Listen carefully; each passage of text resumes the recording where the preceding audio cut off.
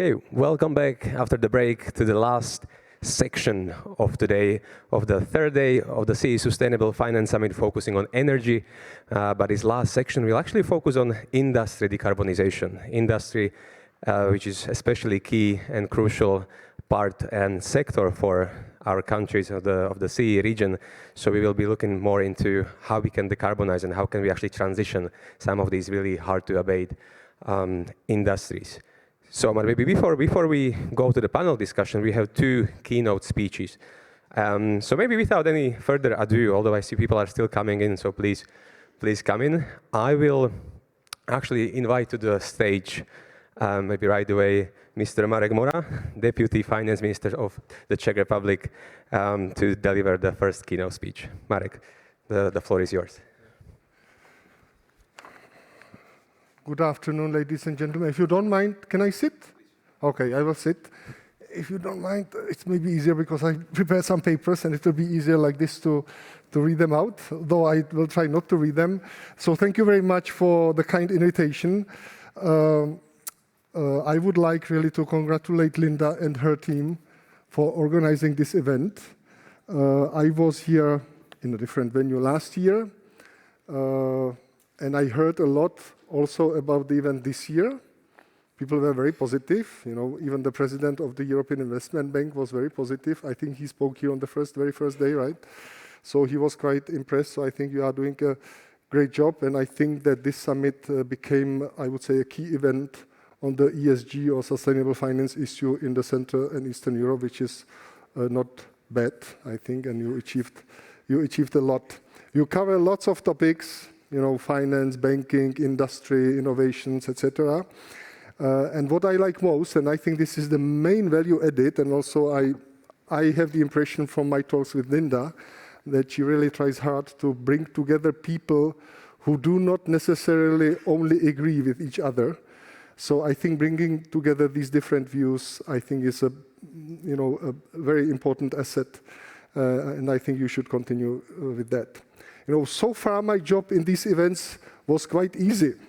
You know, I came before as a central banker, as a deputy governor of the Czech National Bank, and I mainly talked about the role of central banks in sustainable finance. And I thought my job was easy. Maybe some of you would not like it, but I had the point that central banks should basically not get involved in a lot in sustainable finance business, certainly not in finding solutions for the problem.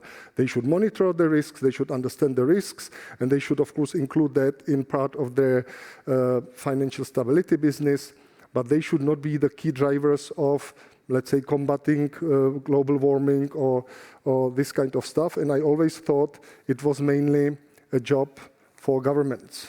Now, I came as a deputy minister of finance. So now I work for the government, and obviously the job is far more difficult for me, because when I said before that it's for the governments, now I should say as a part of the Czech government, how do I see it?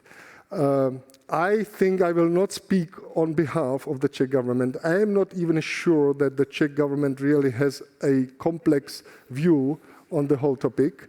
I think various parts of the government and various ministries would have their own view, which is maybe not bad, but obviously we have to have a view as a country, because lots of stuff, I mean, on certain topics, because these topics are dealt with at the European level in terms of European regulation, and there we obviously have to say something. So my role today is a bit more complex than before, because I cannot simply say, okay, it's not for us, you know, as central bankers. By the way, I think you had a panel yesterday evening. So I don't know what was said there. I don't know what my successors, who came, Madame Zamrazilova came. Well, I don't know what she said. Well, I hope they keep the line. Maybe not. Maybe not. And I always said that it should be for the governments, because I think there are two main reasons why it should be the governments. First, they have the means. They have the instruments in their hands, be it regulation, be it taxation, maybe some other means. And they also have, and this is maybe even more important, they have the political legitimacy to do something about it, or maybe not to do something about it. It's up to them, and this is something which the central bank certainly does not have. So let me share with you I would not say I like it, these inspirational remarks. It's much better than a keynote speech. So I will share with you some views which I have on the topic. I will maybe start from a bit helicopter level, but then I will come maybe a bit further down to more practical topics, which will maybe also be linked to the upcoming panel. Let me start with the first observation that I think really that we are basically witnessing a major shift of a paradigm, I would say. Since the Second World War, and maybe then further accelerated after 1989, I would say the developed world was a world of market-based economies, capitalism if you want. Companies was oriented on profit-making. And this brought about also, major achievements in this part of the world. But I think exactly the same part of the world has changed or is changing now. And we see that now the companies at the corporate level, they don't talk so much only about profits. They speak about social responsibility, about ESG goals. Maybe the old statement by Milton Friedman that the only goal of a company is making profit is probably not true anymore, which I think is a big change. And also at the governmental level, we see more and more actions which are going in a different direction. And I think the degree of state interventionism, which we are witnessing now, especially concentrated in this area of sustainable finance, is enormous. And I think this is really something quite new, and it's changed. And there are probably many reasons for this, but I would say the main reason is that there are people who say that we are witnessing with global warming or climate change big market failure, which was produced during these, if I may say, capitalist times, and all that needs now to be corrected. And this is something which creates some question marks with me as economist, and I would say I would call myself even maybe a bit liberal economist. This is something which worries me, and I will say a couple of words on that in a minute. What we are also witnessing at the governmental level, so that the companies are concentrating on these social responsibility goals or ESG. Everyone, especially in the Western society, every company now tries, or many companies now try to show that they are doing something in this field. And the governments, as I said, I think go quite massively in this state interventionist direction. And they are doing it, I would say, in two ways. One is that they regulate. And the regulation is either that they put constraints on some activities, for instance, forbidding combustion engines, or they create regulation by which they try to increase transparency and accountability about the real costs of production, meaning that all these externalities, economic externalities, which were not priced in before, be it CO2 emission, be it NOx emission, be it whatever other sources of global warming, were not priced in, and this they try to correct by increasing this transparency and accountability, which I think is a good part of the story, which I think is correct. However, we also know that these actions by the states, or what we are witnessing now, creates lots of controversies. At the national level, I think we have a big issue about legitimacy.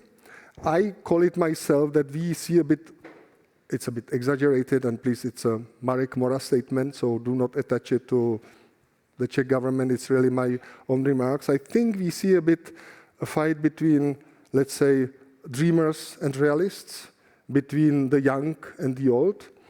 And we see that what's going on, especially about the actions, about how we approach the climate change, about what we should do or we should not do and how much it costs, all that create enormous tensions in the societies, and I think they are mainly along these lines, which I say young versus old, or maybe dreamers versus realists.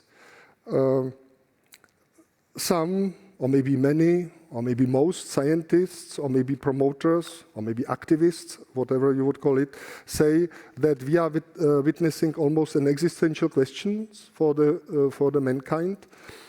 I don't know if it's true or not, and that's why they say we have to act now or never, because if we do not act now, everything will be lost.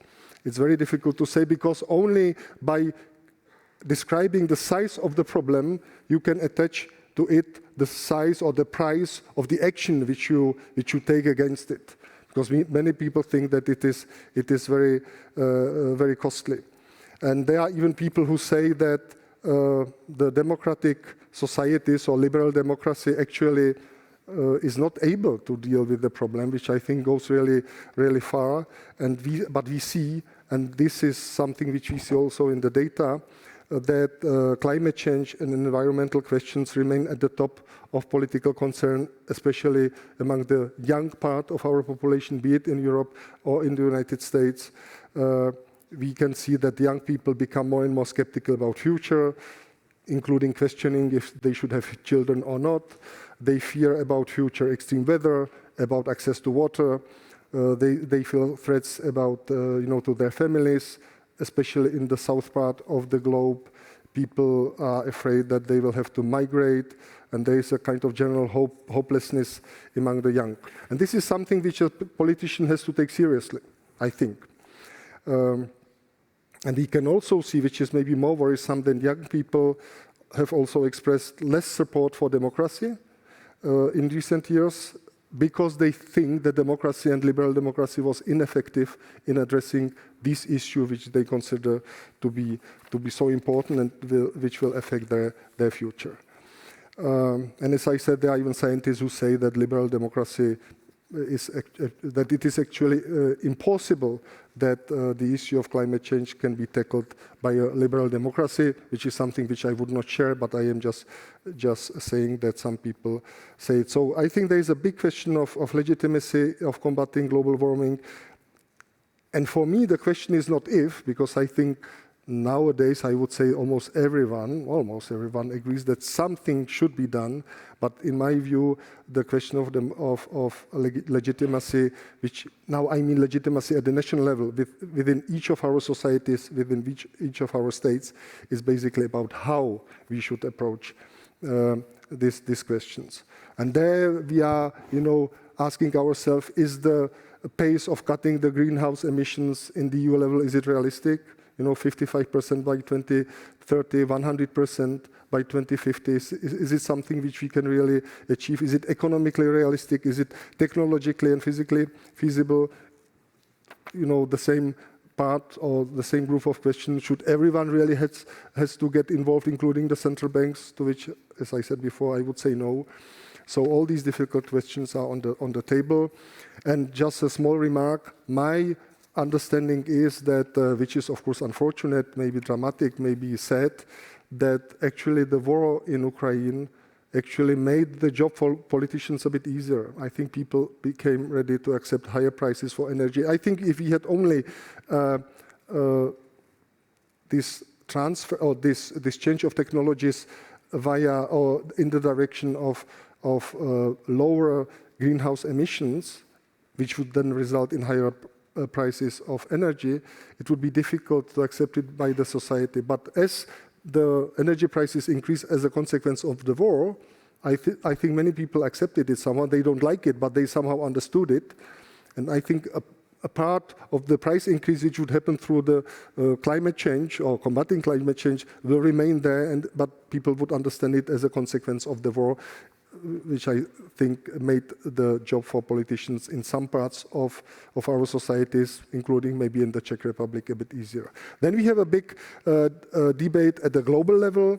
There we have also a dilemma. The famous question is, how much sense does it make for the EU to go that far in its ambitions if we have only, I don't know what is the number, 7% of the global greenhouse gas emission, or 9%, there are different numbers, And there I must say, what is interesting, I think, in Europe is to see the debate about the United States, the Inflation Reduction Act, which now goes very much in the direction of promoting the new green technology. I think it came as something quite shocking for the Europeans. I think people think that the size of the US intervention is really big, but if you compare it to our European programs, it's actually not that big. People think that the degree of protectionism in the United States was big because it is money which will go only to companies which are physically located in the United States, which we normally do not do in Europe. But we have other means in the EU by which protect ourselves. For instance, the customs on electric vehicles in Europe, they are 4 times as big as as in the United States. So we have other means of protecting our markets than the United States. But I think the paradigmatic change which came about with the Inflation Reduction Act was that first the United States became very active in the field of combating global warming, which was something which we didn't see before. They are the polluter #1 in the world, and they haven't done in the eyes of the Europeans very much so far, and now they are doing something. And maybe more importantly is that the way by which they do it, that they are promoting concrete sectors and they give direct financial support, be it through subsidies or be it through tax credits to concrete sectors, is something which we didn't see before in the United States. It was something, this kind of industrial policy which we saw, for instance, in France, but in the United States it was not the case. I am not so skeptical about the IRA. I don't think we should react too strongly at the European level. Definitely not by introducing our own strong protectionist measures, of which I think we have already enough in the EU. But I think that the United States, as they have, I would say, the innovation field in the United States, and also the market is much more flexible than here, I think that maybe these interventions in the United States could bring about some good innovations from which the whole world in the end could benefit. By the way, many innovations which we are using now, be it internet, I don't know, you can name plenty of stuff, came basically from the United States, and they came also from public support to some domains in the United States, mainly in the military field. So maybe this will also bring about something positive, and I think we should not replicate it or try to replicate it at the European level. Now let me become a bit more practical from this kind of helicopter remarks, and maybe this is something which will be linked to the upcoming debate. And I will return back to the question of legitimacy at the domestic level, and I said that for me the legitimacy is very much linked to the question about how do we do things, and if the costs of this transition are somehow comparable to the size of the problem, where people have different views, as you know. I think we in Europe put, and I'm sorry if I don't want to be too critical, but my feeling is that we immediately jump, if we see a problem, especially in the field of global warming, we try to solve many things very quickly through regulation. And this is something which I do not like much. I think we do not explore, and now when I say we, I mean we collectively in Europe. Maybe I should name European Commission. Is there someone from the European Commission here? Not. They left already. Okay. Well, then I can say it. I think it would be good if the European Commission explored more in the dialogue with the industry. What could be done? I think that the market forces are not exploited enough, as I said, and I think we do too quickly use regulation.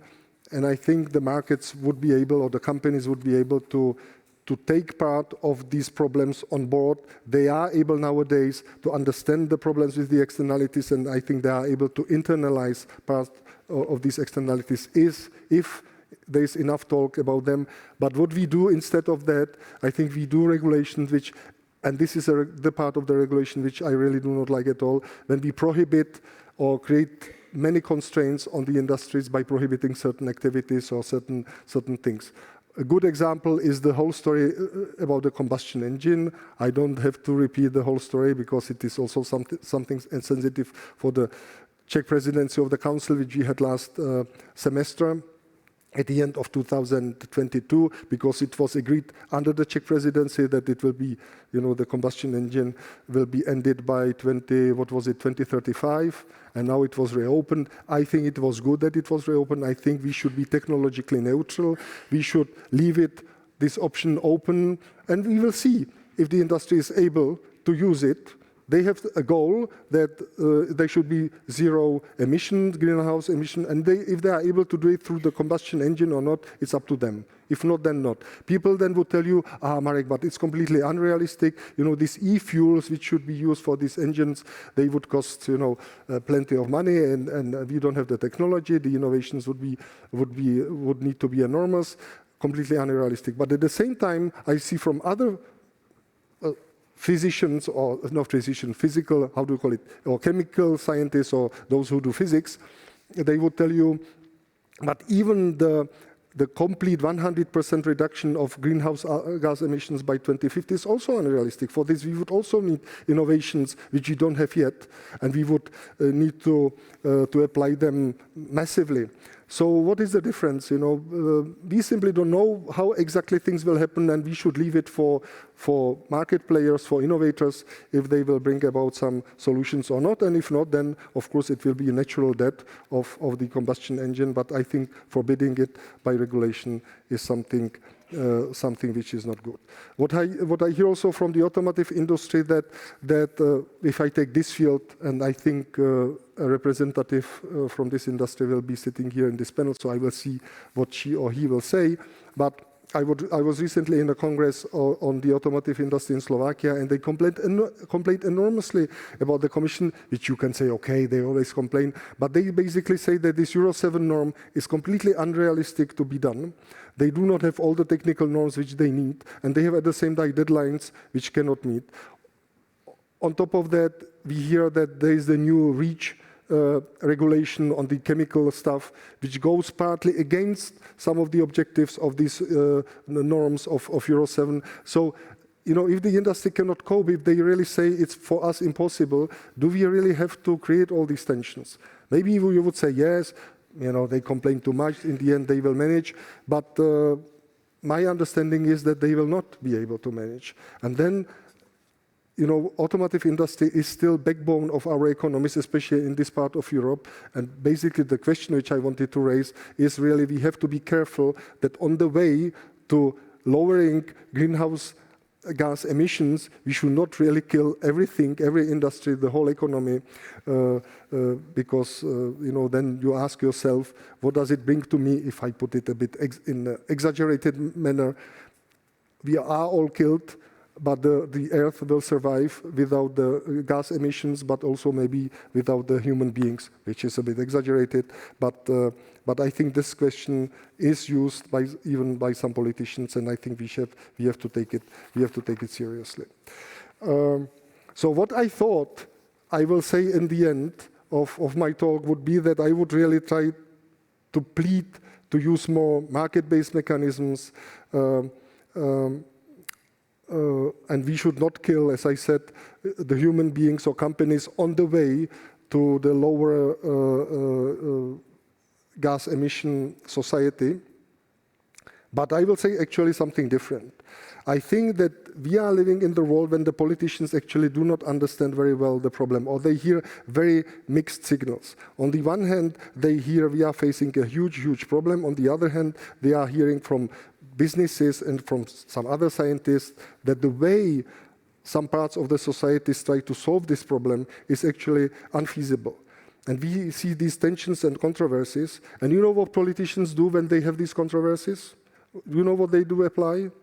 I think the only thing which they understand, if they don't understand these signals which came to them, or if they are too controversial, they simply apply ideology. This is something which they understand best. This is something which they know. And this is also something which then, instead of solving the problem, could add to tensions. And that's why I think what is most important is, and here I see actually the lady, now I see you, sorry, this is actually this lady who will talk. She will tell you a lot about the automotive industry. Hello, sorry, I didn't see you before. She is very knowledgeable about the problems of the automotive sector, so I'm curious what you will say. But I think what we really have is a huge comprehension deficit between the various parts of this decarbonization process. We have on the one hand something which I would call a wishful thinking, and on the other hand we have reality. And we can see it, a good example is the automotive industry.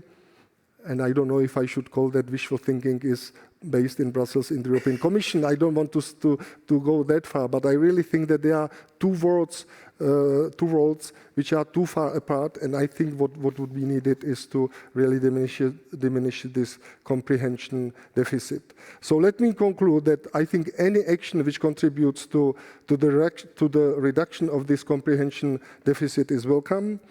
And I'm also convinced that this is actually one of the main goals of this event, that exactly to bring people with these different views together. I hope that the dialogue which will take place here will help to create bridges between these parts of the whole process, and that in the end we'll come up with some realistic and feasible solutions from which everyone will benefit. So, Linda, on this happy note, I will finish my, I don't know, inspirational or not so inspirational remarks, and I wish you good luck in your future endeavors. Thank you.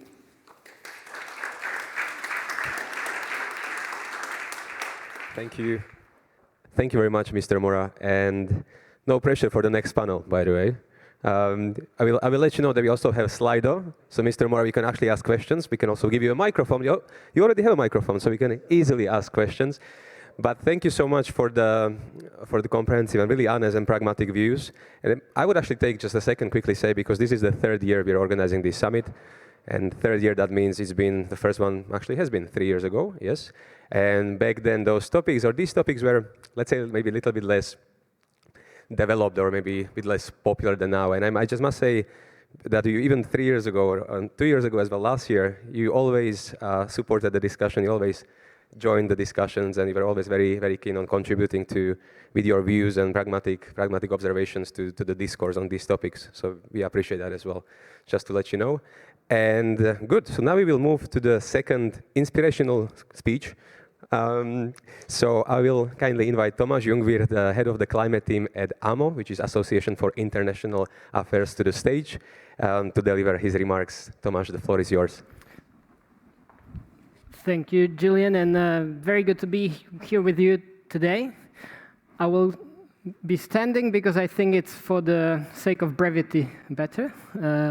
We do not have that much time, and I think we need to leave the space for the panel itself. But I will hopefully build up on some of Marek Mora's remarks on the comprehension deficit. And I would like to convey some messages and ideas about some of the paradoxes and dilemmas that EU is facing in its response to the American IRA, which was already mentioned.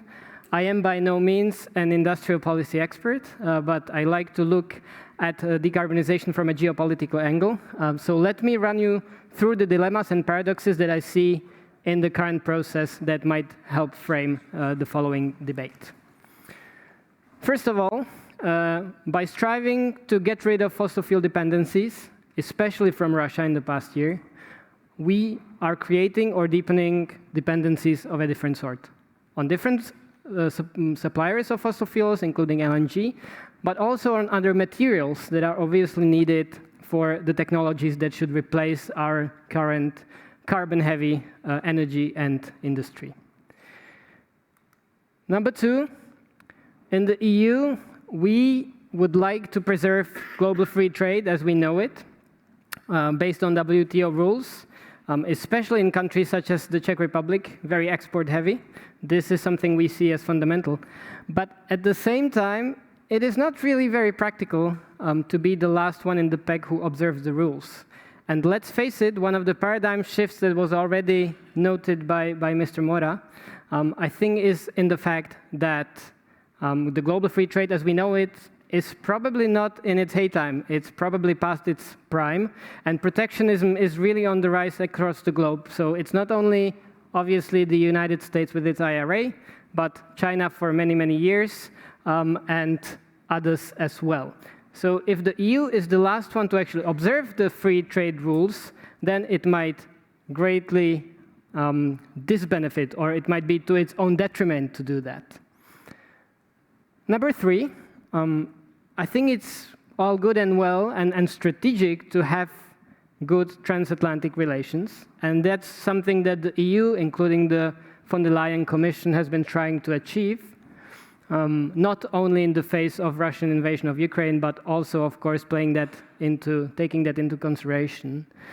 But at the same time, we can hardly tolerate hardline protectionism that is being taken by the Biden administration in the form of the IRA, which may well be an instrument to counter the Chinese influence and Chinese tools, but the EU has somehow gotten in the middle of the fire, and it hurts the EU's strategic interests and the interests of the EU's industry, of course.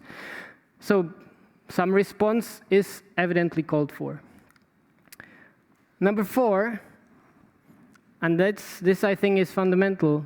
It seems absolutely sensible to try and counter the American initiative and to support the European industries so that they would be on par with their counterparts in China, in the US, and elsewhere in the world.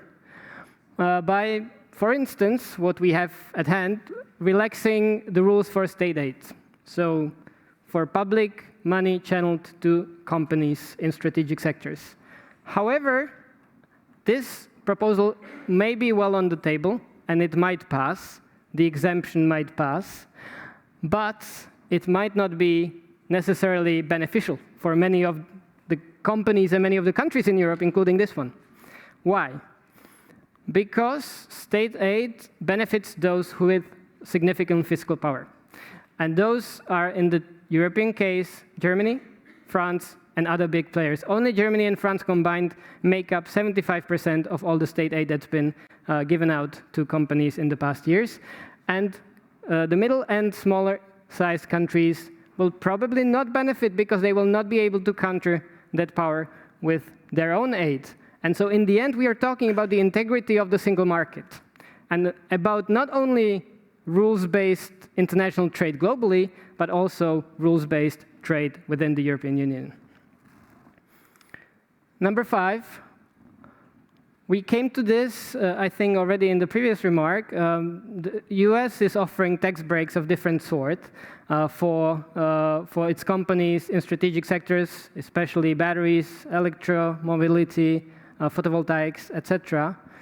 But obviously, the European Union does not have competence in the tax field. This is a prerequisite and a competence of the individual member states that my impression would be they're not willing to give up. And there seems to be very little appetite for a treaty change that would lead to that, which is a problem, of course, because then we are left with the grants or subsidies, and that means also quite a lot of red tape, quite a lot of administration that is necessary. So the US is actually having a headway insofar that the tax breaks, the tax credits are much more flexible as a tool, and the EU can hardly counter that.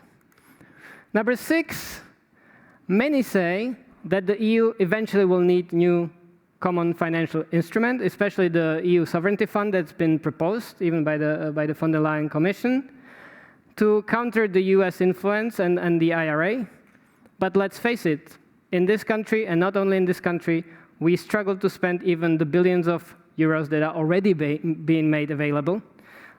Think about the National Recovery Plan, financed from the Recovery and Resilience Facility.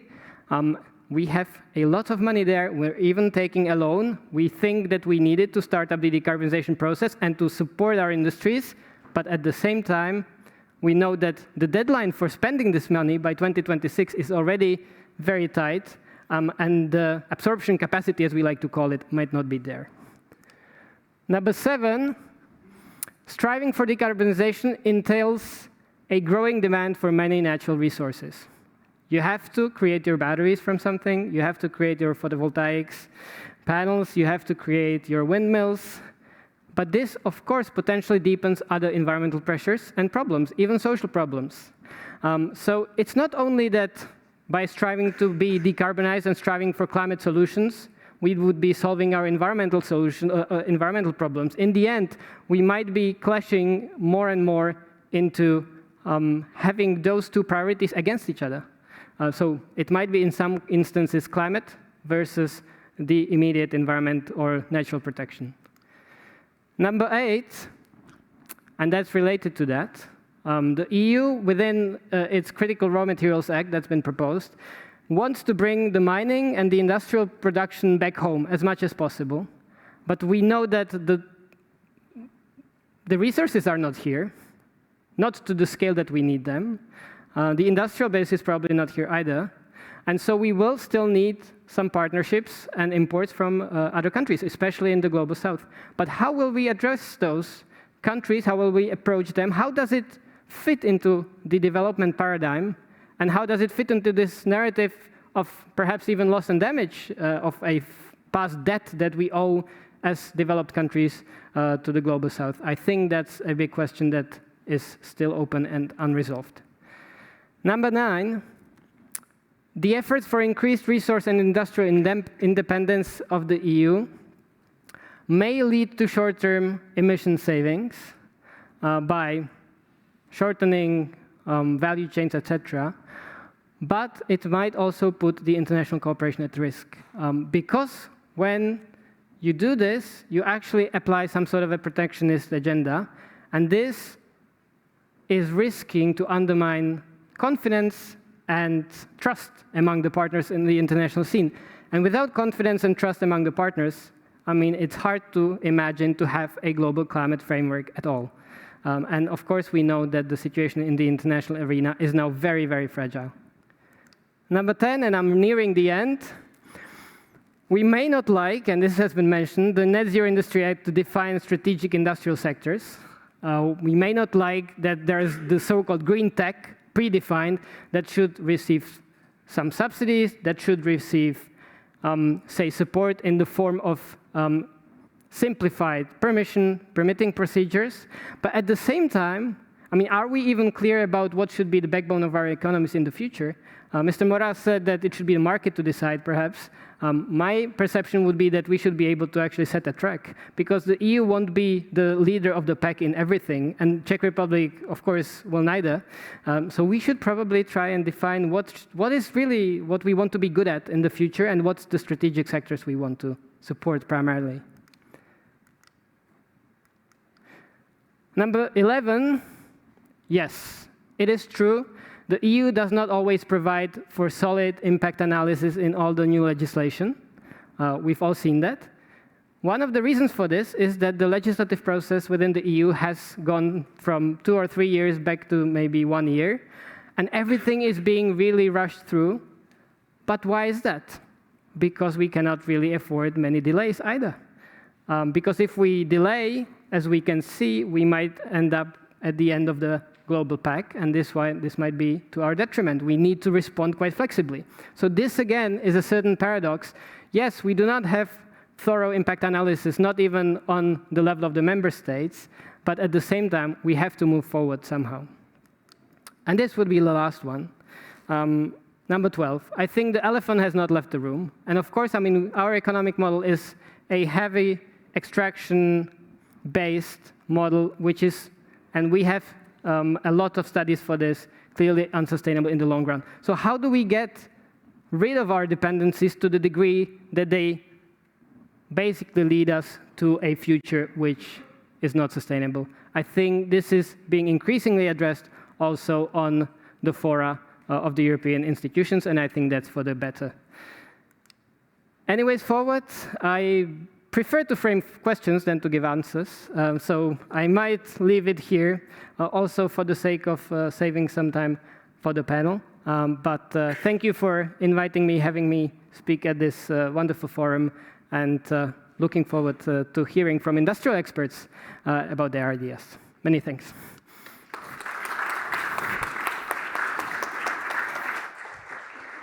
Thank you so much. Thank you so much, Tomáš, for the brilliant presentation and for asking these, not only asking the questions, but also bringing up some of these points which I feel are actually not being discussed enough.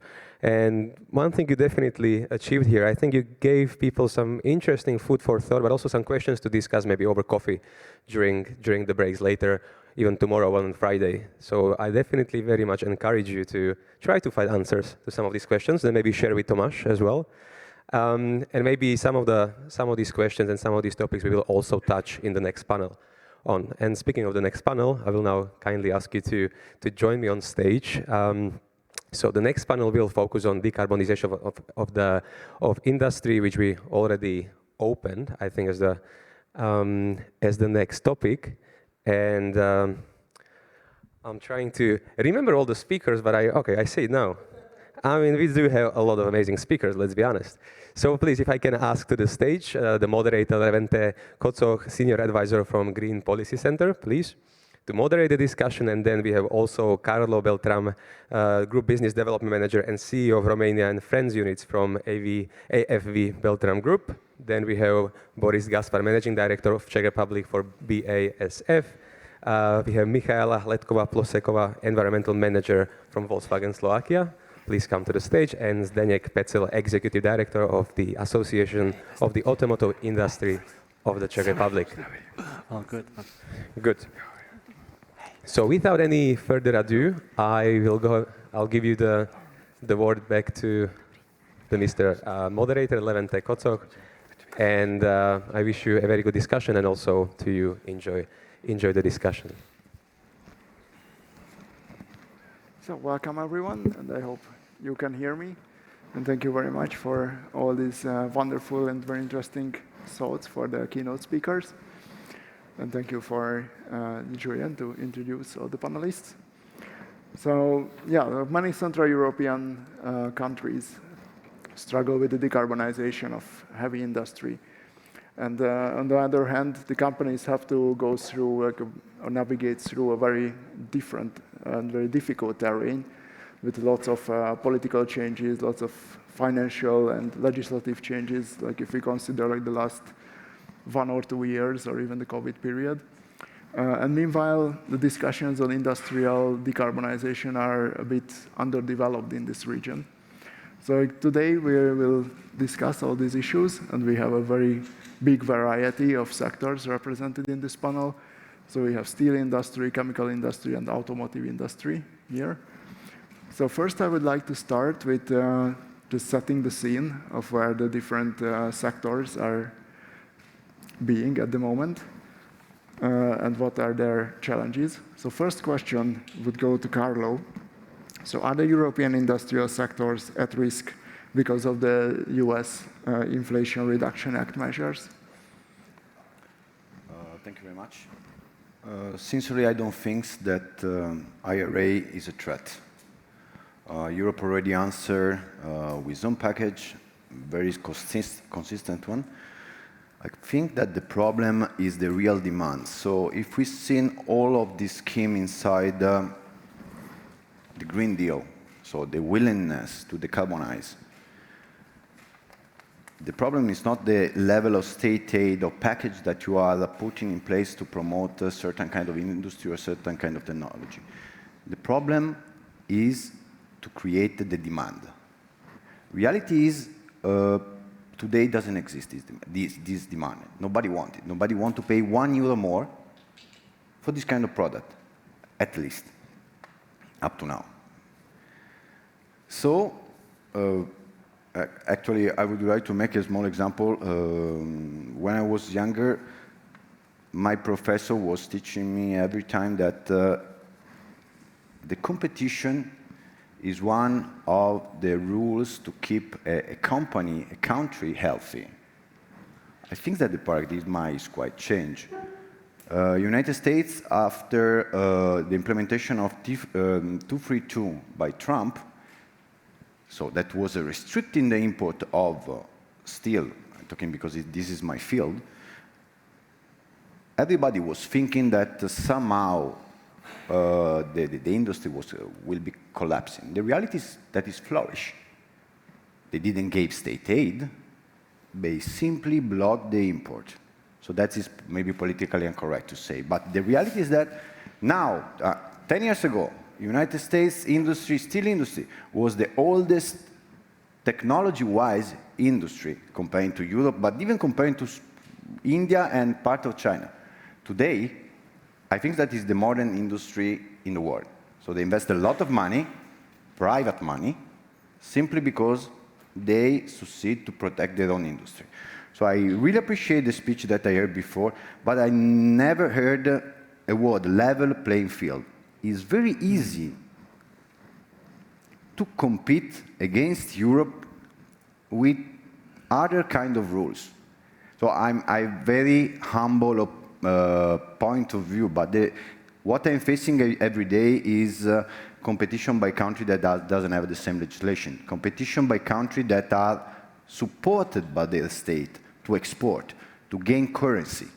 So how an industry can compete, respecting on the rules in Europe against this country? We are not on the same level playing field. But from the other side, we have the ambitions to be the best in class, to have the best technology. So somehow we have to get out of the imagine that World Trade Organization, that state aid are not pro an open market, because this open market simply doesn't exist. We outsource cheap production of material. Everything is coming from other countries. So what it means, that is in a world economy that makes sense. They're cost less, we are importing. Reality is that after that we are freaking out due to the fact that inflation is acting. So because we are not able to raise our salary. We have 12 industrial plants, and it's every time a debate, huge debate, to increase the salary. Why is a debate? Because, okay, but after that, the Chinese is coming, the Turkish is coming, the Egyptian is coming with cheaper material. It's not that I have a plant in Romania. It's not that in Romania the salary are much more expensive than China. It's not anymore like that. And China has thousands of miles to arrive to here. So what is it? Not the level, same playing field. If we get out from this taboo, I think that we can restructure our industry, that by the way is getting older, and we can get the effect without the state aid, because I fully agree with what they say. The state aid somehow helps some country, helps some company, and not all of them. So create some kind of unfair competition inside the European Union. What else to say? Okay, thank you very much. So next question will go to Michaela. So what are the main focus areas for the decarbonization of the automotive industries in the Central European region? So thank you for the question.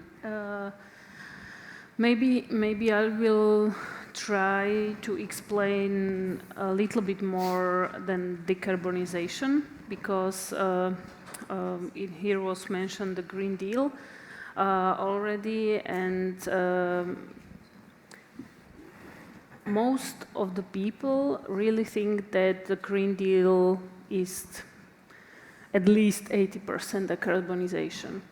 And this is maybe also what was mentioned by Mr. Mora, that we should put more things together, that they really make sense. And according to my opinion, we can really make huge steps direction the CO2 neutrality if we make much more complex thinking about the decarbonization. I will make a small example, because I think all the Central Europe countries have such quite bigger or smaller problem with the waste. So if we speak about decarbonization in the automotive industry, most of the CO2 emissions come from heating, so we need some heat for the production processes, heat for our buildings as well. And another part, around 30%, is produced through the gas consumption for the technologies. So for the paint shops, for example, or for some other technologies. So if we put these two things together, and the automotive industry is very, very big in the Central Europe countries, we need quite a lot of heat that is producing the CO2 emissions. At the other part, we have quite a lot of industrial waste in the Central Europe countries that is going to the landfills. It is a big problem in Slovakia, it is a big problem in Czech Republic. I know in Hungary they are a little bit better, but in Poland as well. So why don't push the government the strategy that way that we are able to generate the needed energy for the automotive from the waste? So if we are able to transform the energy that we are putting back to our earth, to the landfills, as it's a not renewable energy, but it's kind of sort of energy we already produced, we can use it back. And so that we are able to decarbonize a part of our production. At the same time, we are able to solve big problems for Central Europe countries. And this is just one example. There are several other examples. And also what was the previous discussion about the renewable energies. So it was already mentioned, the permissions, how long does it take so I am able to get the permission, that maybe not all the people that are speaking about decarbonization really know how long does it take to get a permission for example, for heating plant. And at the same time, I want to go out of the natural gas to some other resource so that I'm not producing the CO2 emissions anymore, and I want to decarbonize my industry. And I have to fulfill the Industrial Emissions Directive at the same time, and so that I have to get the permission according to this directive. And it will take me, until I start the reconstructions, at least 2 or 3 years. So if I start now, maybe my first decarbonization impacts I am able to see is 2026, 27, 28. And also what is the quite big problem is that also the strategy and all the requirements that are coming on the industry, and it doesn't depend if it's automotive or the industry as whole, is that all the requirements are coming and they want to have the results sooner that it is really possible according to some other regulations that we have to fulfill. So this is quite a big problem, and but I think the task on the government side is to think about for each country, and maybe together for the Central European region, is what make the biggest sense for us, so that we are not only decarbonizing the industry, but at the same time we can solve some other problems, and this can help us very much. Thank you very much. So let's continue with the automotive industry. So I would pass the next question to Zdeněk. So are there sufficient financial incentives to keep the production in the Central Eastern European region? So what are the potential political tweaks that could help the industry but those which remained underexplored or insufficiently addressed? I listened carefully to the two keynote speeches, and by listening to that, listening to Marek Mora, one would be really optimistic on the perspectives of the production in Europe. He mentioned that IRA is not an issue. I myself, I'm not so optimistic. Why? I think money and manpower are limited in time. So what IRA is doing, it's bringing current money and manpower to the US, and obviously, at the best case scenario, postponing the investments to be done in Europe. question is, what will happen in the future? Nobody knows. So the question is obviously whether those investments that were originally planned or hoped for will in the end take place. So in that regard, I think US is doing a good job of bringing what they need to become a green, transformative economy today. And Europe is losing on that one. I mean, everybody knows that Europe is stronger regulating the industries, telling them what they cannot do, what they can do. The approach in the US and China is quite different. They are more subsidizing and motivating the industries to move ahead. So in that regard, I'm a little bit skeptical. You ask about the whole of CE region. I think it's really hard to generalize here because the approach in different countries is quite significantly different. If you look at our industry and the automotive and look at, for example, Poland or Hungary, they are definitely trying to get the new parts of the supply chain there. Speaking about the battery production for the electric vehicles, speaking about the other parts of the electric powertrain, because it's not only about batteries, it's about high voltage electronics, motors, etc. There's quite a lot of interesting high value added components in the chain of that. So that's happening in Poland, that's happening in Hungary, but it's not really happening in Czech Republic.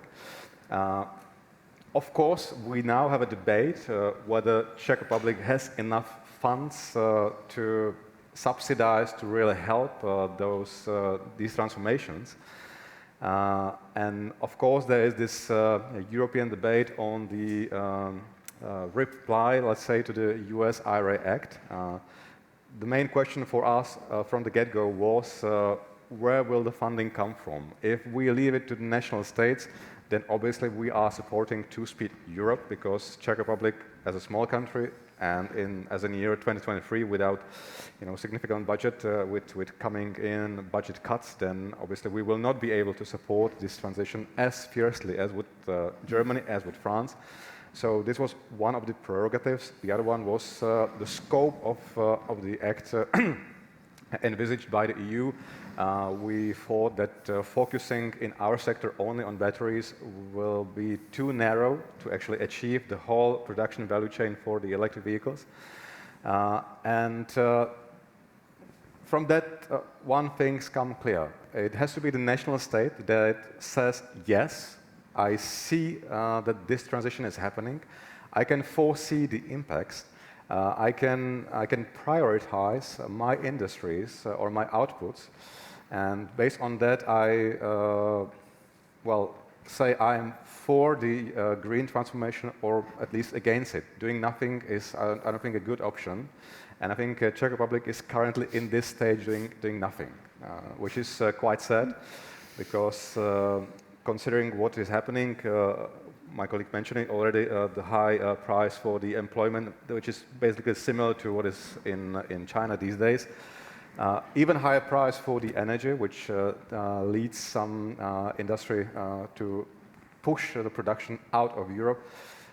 If we don't do something, if we don't formulate that we are pro-transformation, and at least there are some things that we are doing, and that there are things, even without supplying the money, there are things that Czech Republic can do, then obviously this will not happen and we'll miss the train, with automotive being 10% of the GDP in Czech Republic. This will definitely go down if we don't catch this transformation, don't catch the batteries, don't catch the rest of the propulsion chain, and of course catch the chip production, which is going to be the main part of the new digital vehicles that are coming. Okay, thank you very much. And last but not least, Boris. The question is, what are the particular decarbonization issues for the chemical industry? What would be the main changes needed to the local or the EU level policies to enable low carbon production? First of all, thank you very much for the invitation to this panel to represent the chemical industry. And let me put things a little bit into perspective. For the chemical industry, it is a big emitter of CO2. We are roughly at 1 gigaton of CO2 per year globally, out of the 40-something, 44, 45 gigatons globally, so we are certainly an emitter. And for the chemical industry, there are two major aspects when it comes to decarbonization. One is energy, energy production, be it in the form of electricity or heat, and then the second aspect is chemical production. And these are also, to name a few levers that we have to reduce the CO2 emissions in the chemical industry. On the energy part, of course, renewable electricity is one big portion, if not the biggest portion, that would, in a simple step, have a big impact.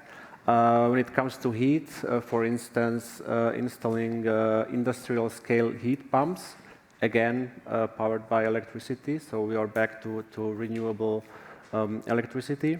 And when it comes to chemical production, there are a few elements to this. For instance, new technologies that can aid this. For instance, electrifying the so-called steam crackers. A steam cracker is basically the heart of a big chemical production site. Imagine a big oven which is fed with naphtha, where the cracking of naphtha is taking place. This is happening at 850 degrees Celsius, and currently this heating is being done with natural gas. Electrifying this process, basically taking out the natural gas from the equation, will again in a single step have a big contribution. On the other hand, we talk about electrifying, so the need for renewable electricity would jump exponentially quite high. But this is already one aspect of it. Another aspect is the shift from fossil resources to bio-based resources, let's say biomethane, bio-naphtha, for instance, to use as a raw material. And last but not least, also to reduce the depleting of the fossil resources is entering circular business models, for instance, chemical recycling, when we talk about the chemical sector. So these would be the main levers, I would say, that should have the biggest contribution. It's easier said than done. Behind each and every one of them, there is quite some effort to go through. And certainly, I think legislation was touched here several times. It can be a help, it can also be a burden, and it's a constantly evolving discussion. I liked your comment, Mr. Mora, that or Apple, that the European Commission should seek and engage into a dialogue and more collaborative approach to the industry. I support this very much, and we see some positive development on that end. But just to really spell it out, what we call a legislative tsunami that is coming to us from Brussels is really putting us under pressure.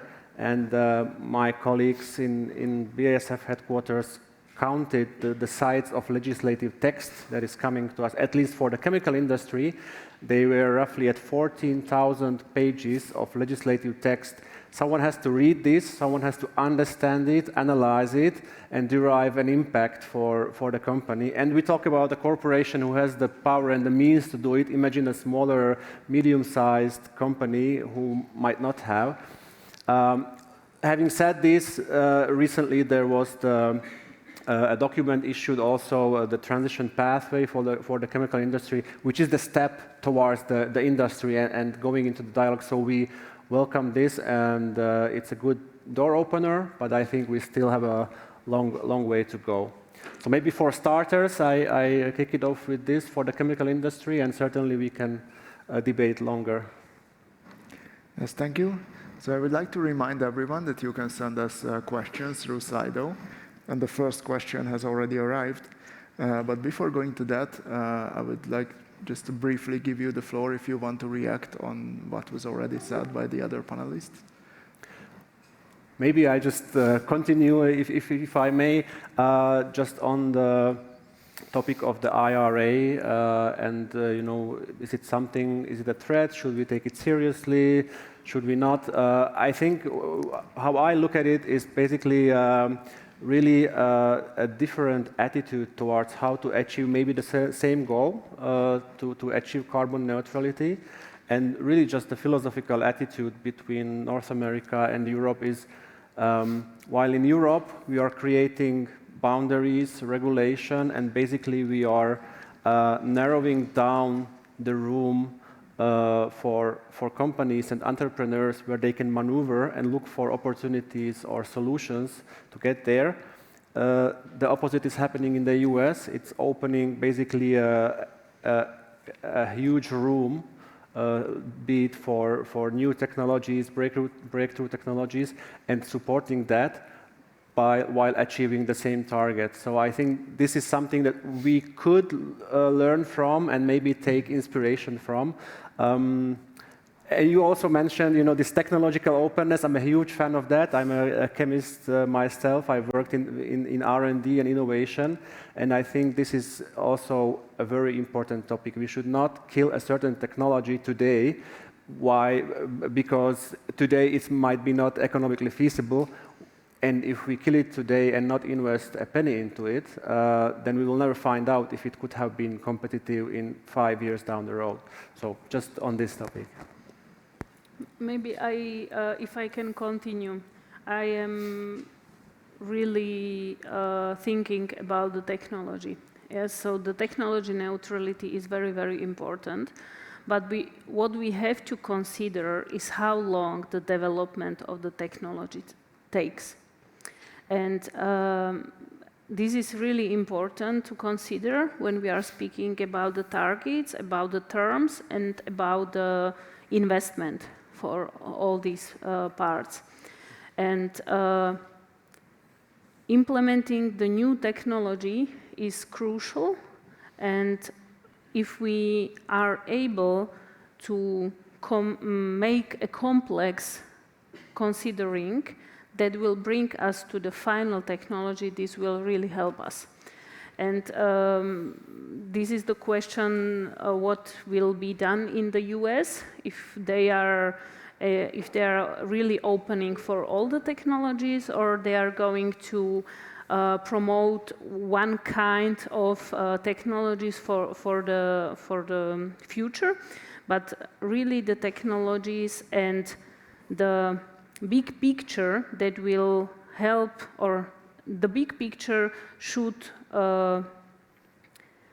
promote the technologies much more, I think, because without the global thinking of the technologies, we are not able to fulfill all the goals, even maybe 10 years later than actually getting into the timeline. Yeah, well, since we're talking about regulations being Europe's #1 means of this green transformation, one general comment would obviously be let's not get used to our political thinking of how we do things in Europe, meaning how we do them in Brussels, because quite often it seems, at least from outside Brussels, that the goal is to get, let's say, 50% off reduction of something. And the way to achieve it, to regulate that there must be 100% reduction, obviously we do not expect it to happen. So we will be happy in the end if there is 30, 40 or something. But as my colleagues already mentioned, this is not the way the industry works. We need time for transition, for industrializing processes, products, which takes at least in single years' time, usually 3, 4, 5 years' time. Even more, we need transformation of our energy sector. We need transformation of grids in the energy sector, which take decades. So I'd say that there should be much more planning and due diligence done when new regulations have been drafted on feasibility in time as basics for sort of ideas where Europe should be in decarbonizing and sustainability at a certain point of time. I think technology to achieve the Fit for 55 already is existing in majority of the industrial process that are sit on this panel. It's a matter of cost and coming back, or competitiveness. I can produce with 50% less of my CO2 emission, and I think that most of them can do the same. At what cost? How much of my market share can I lose if I do so? What the government, how the government support this kind of increase of OPEX? It's not just a matter of technology, because yes, if you want to get 250 at zero, that I think is impossible. It will be impossible even then. But that's the reason why it's not called zero emission, but it's called net zero emission. Then there is a way how to compensate. We can talk about CCU, CCUS, but the point is now, today we can drop down the emission by 40%, not easily, but we can do technology-wise. The cost will explode in majority of our process. Maybe not majority, but the cost will explode and we will lose competitiveness. Yeah, thank you. We have received quite a lot of questions in Slido, so maybe I will continue with those. So, are you implementing ESG criteria into your supply chain? Are you communicating clearly your expectations to your suppliers to be able to decarbonize your business? So, question is not specified to any of you, so who would like to answer, can answer, even multiple one of you. Can you put the question on the screen, maybe? If you could put the question on the screen. Yeah, sure. I'm looking at the technical people, if that's possible. Yeah, okay, yes, now we have them. Sure, so this is... So what I asked was question number 2 about the ESG criteria. So maybe one general answer, the ESG criteria haven't been issued yet. So the final decisions, they are in the preparation. So maybe what we are doing, so we are trying to collect all the current data that are available at our side. We are trying to speak to our supply chain and explain what are we going to ask them. And this is also one example of what Mr. Mora said. We met 3 weeks ago at a special conference for the automotive, and I held a presentation regarding the Green Deal requirements and what are we going to request from our supply chain and why it is important to start now. Better that you started last year, but if you haven't, just start now. This is the best moment for doing it better than yesterday. And because at the time point where the criteria are coming out, you are already late.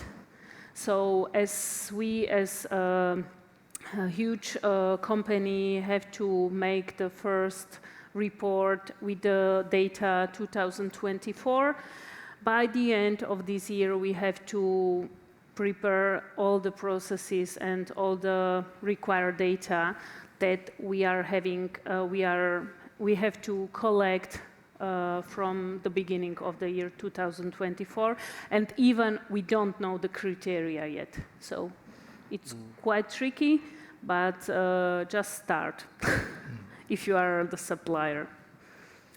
And for the chemical industry, it's also yes, we are in the process of implementing that or in the preparation phase, and not only into the supply chain, but basically across all the processes, and also in our innovation process where the new products are coming out, it's already embedded. It's not in the preparation phase. We have the so-called sustainable steering, solution steering process, where every new innovation has to go through a certain stage gate or a phase gate process, and it will only pass if the to-be new product is more sustainable than the one to be replaced. So there is already almost a hard cut pre-programmed in the process. Carlo? We implemented ESG criteria through sustainability report 5 years ago. I'm very surprised that wasn't yet implemented in other sector. 3 years ago, our banking covenant for loan was absolutely 100% economics. Today, 80% are based on our ESG. So depending on water consumption, depending on CO2 emission and NOx emission, and banking system are really putting a lot of action on that. We are communicating clearly your expectation, of course, otherwise it's greenwashing. If we are not communicating all our target and the step how to reduce those, from my point of view, we don't have a clear communication that the other people can monitorize. So we create a platform in internet that can be accessed from open source. We created 2 years ago the first low carbon emissions steel for construction industry in the world. And the fact that everything is brand new, that there is not a clear legal frame of definition what is green and what is not.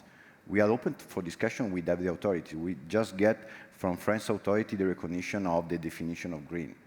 But every state is implementing, jeopardizing the main goal. So as different kind of approach. We don't have European rules for the definition of that. And that's let us spend a lot of effort to implement.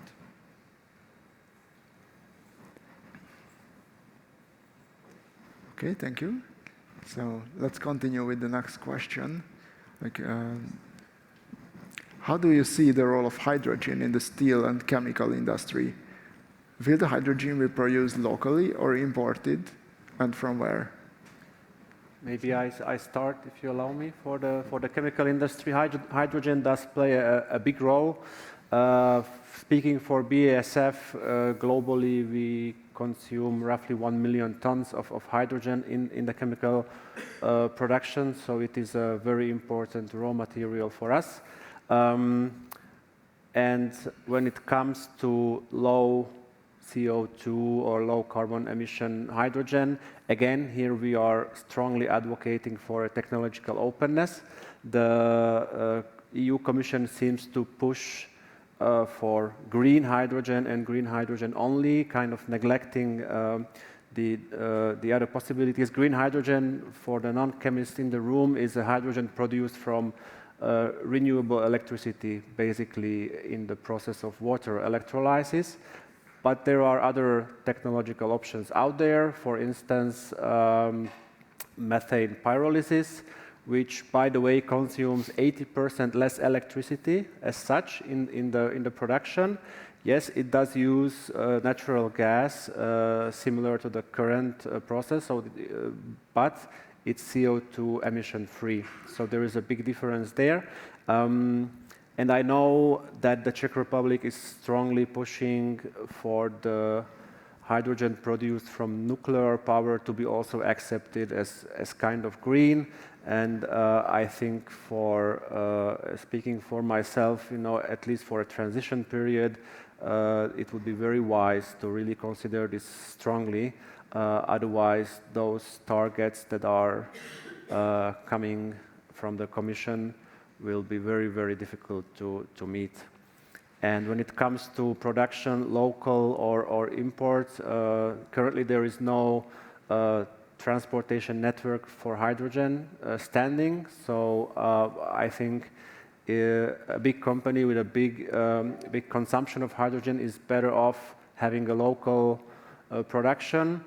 But at the same time, I think Europe should start investing and building a network to be able to transport hydrogen in the future. In the steel industry, hydrogen is considered as a substitution of gas. Gas, as normal, is a CO2 emission. Hydrogen, actually, European Community approve conceptually the purple hydrogen from nuclear. We are developing in Romania with new scale from America, new micro-module nuclear plant that will generate hydrogen. The problem, I don't think that today, technically wise, can be transported by pipeline. Right? It's too leaking. We developed already one micro module for hydrogen, but to substitute the gas. The problem there is that OPEX-wise, so from a cost perspective, is 4 times the cost of actual gas. So unbearable. And again, I come back to the same point that I start my speech. But of course, everybody has a lot of, let's say, promises on this. I think from my point of view, there are other technologies regarding steel industry that can be more effective than hydrogen today.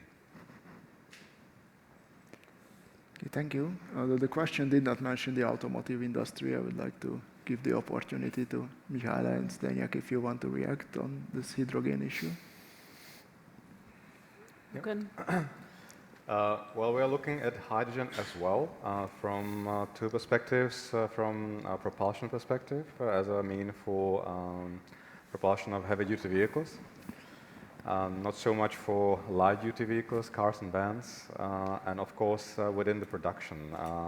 We are not so energy-intensive as the colleagues from chemical and steel and cement industries, but for example, in what I call it, the paint shops, the places where you paint the car, we use quite a lot of gas these days, so that would be quite a good application. And of course, the money or the OPEX situation doesn't really help us at the moment because it's simply too cost prohibitive. My question, when it comes to production, where and how much would basically be, and perhaps my colleagues from chemicals and other industries do already know it.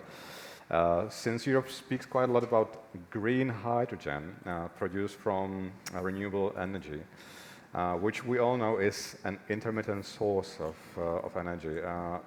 Is there a really good financial case for intermittent hydrogen production? Or because from what I've heard so far, all the plans that are for hydrogen production are for continuous production, meaning we will need some energy during the night, probably nuclear.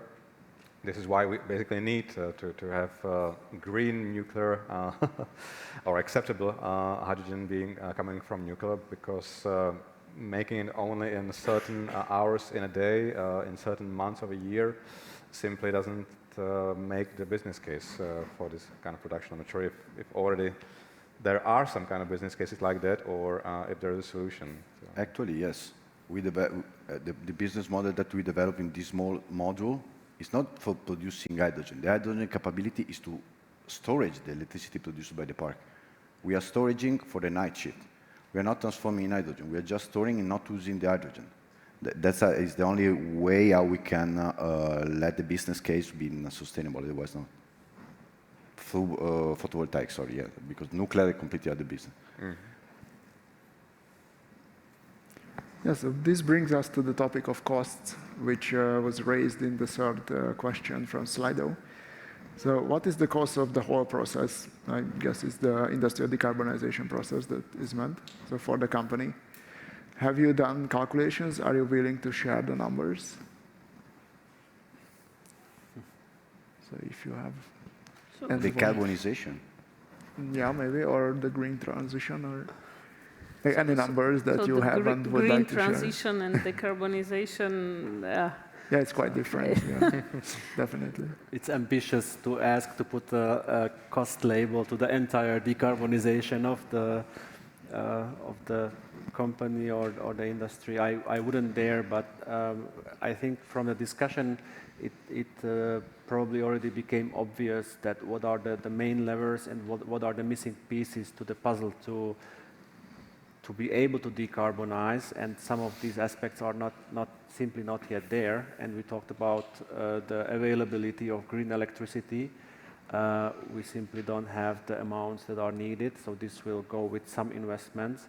When we talk about the chemical industry, bio-based feedstock, again, the availability is a bottleneck, so there is simply today not enough material to be able to do a transition in a bigger scale. even if we leave the cost of it kind of just for the sake of argument outside. So at this point of time, I think it's not really possible to put a price tag to the entire decarbonization process, if you ask me. But we are speaking about really, really high money. So it's hundreds of millions. Yeah, it's definitely not easy because you have to guess the cost of technologies which are not really ready or not market ready yet. But the definition of decarbonization, what is it? Sorry. So that we have the representative of automotive industry. I think that in automotive industry production, the biggest emission is in scope 3, right? Means your Yes. supplier emission, right? Yes, but the question is, what are we speaking about here? Because the company itself is scope 1 and scope 2. And if we are speaking about the company as a concern, you are considering the scope 3. So this is a really tricky question from this point of view. But from my perspective, we have to consider not only the CO2 emissions, but the whole impact. Because if my impact, if I'm decreasing the CO2 emissions within the scope 3, but my impact is increasing in some other case, so I can say to everybody, okay, so we have reached the decarbonization, but my actually environmental impact has increased in such a way that it will be not environmental friendly and nor sustainable. So this is really what was already mentioned in the question or assumption number 11, what Tomáš told us. The environmental impact assessment of this whole has to be made, not only the decarbonization. Because from my perspective, in some cases, it doesn't really make to invest into decarbonization. It makes sense to put this investment in the environmental decrease, impact decrease, and so that this net CO2 can be achieved, and I am decreasing also my environmental impact.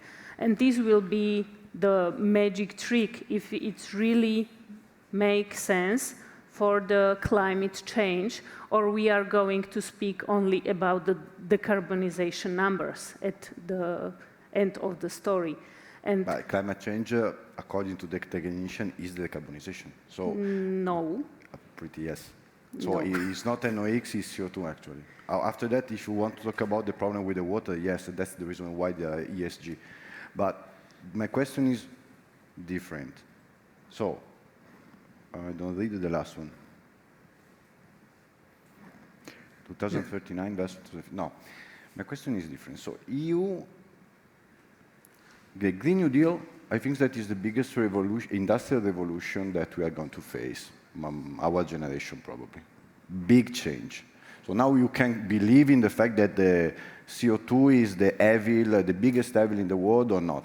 But we cannot deny the fact that European Union, United States are putting a lot of money in this bet. So that is clear. They already put, we have a huge amount of state aid scheme, repower, modernization fund, just transition fund, based just on that. Yes, but how many of the documents that are part of the Green Deal are not directly putting the effort on the decarbonization? And I don't think that many people really have the consideration how much in percentage from the overall 120 plus documents of the Green Deal are really considering only decarbonization. Absolutely. That's the reason why there exists ESG. So water consumption, NOx emission, several other emissions. Now I'm talking about the economical part of the decarbonization, of the Green New Deal. That's a majority related to the energy efficiency and the reduction of emission. All the schemes that exist right now in the place, that are in place, are reducing to that. I think that also you receive as automotive industry some support for selling electric vehicles, right? For selling what? Electric vehicles. So I'm going to buy a car and I can get a discount, I don't remember, in the different discount from different country. I think 10,000 euro per car if I buy an electric vehicle versus a normal car, is correct? So some kind of, no, maybe they are providing, or we are trying, in principle, for the whole concern, trying to put all the services that are needed to provide greener automotive. I will say it this way. So there are several projects. So we are a quite big company. So if you choose just one, I am not able to answer. No. I'm saying that automotive is not inside the emission trading system. Yes, is inside. Yes, and it's calculating based, like all the other industry, scope 1 and scope 2. I think that how much is in percentage scope 3 in your emission? Yeah, sorry to interrupt. We only have 12 seconds remaining of this panel. I really enjoyed this discussion. It's very enjoyable. So I hope we can continue it in the break or during the reception. Just, the red is signing that we have run out of time. So maybe if you can say just one sentence per each, just a short message to other industrial operators who are here in the room, that what do you consider the most important about the green transition, or what advice would you give? So if I may start, sure. From my point of view, so we can really look at the whole environmental impact decrease so that we will contribute on the climate change revolution. Thank you. Thank you. I summarize my points from today. A take-home message maybe for you guys, for the chemical industry.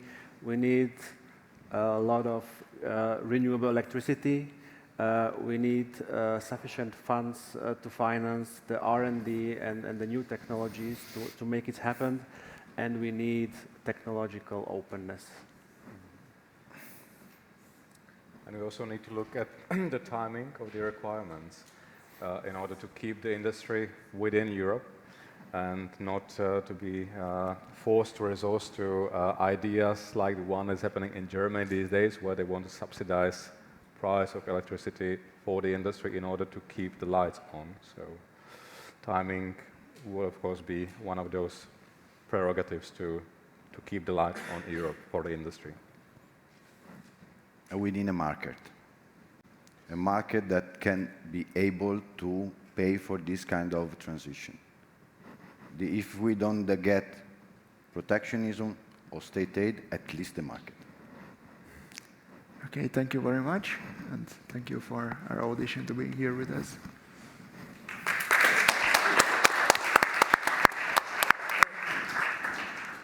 And thank you very much from me as well for the moderation and for all the insightful comments from the speakers. But this is one of the topics, and I think you agree that we could just continue talking about for a very, very long time. And thank you for looking after the time as well. So this is one of those sessions that actually finished and did finish on time. So this was the last session of the day. And maybe just to wrap up quickly, I think we did touch on quite a few topics. As I mentioned in a couple of my contributions here and before the breaks, I think the content of today was actually really amazing. I think some of the discussions and even the keynote speeches in the morning, and then also some of the inspirational speeches and remarks were actually touching some really important topics, but also focusing on solutions and some actual steps and strategies we can take to lead that transition of energy, but also industry. Industry, let's be honest, is a very hard question, but I think one thing you demonstrated, something Mr. Mora also mentioned, it definitely needs discussions. Like, it very much needs discussions, needs pragmatic, honest discussions, actually looking at some solutions, and needs collaboration between different sectors and different stakeholders of the government as well, and from the markets. So I think there's a very strong consensus on that topic. And maybe with that in mind, I would just wrap up. I would like to thank you for your attention, everyone, online and here in the room as well.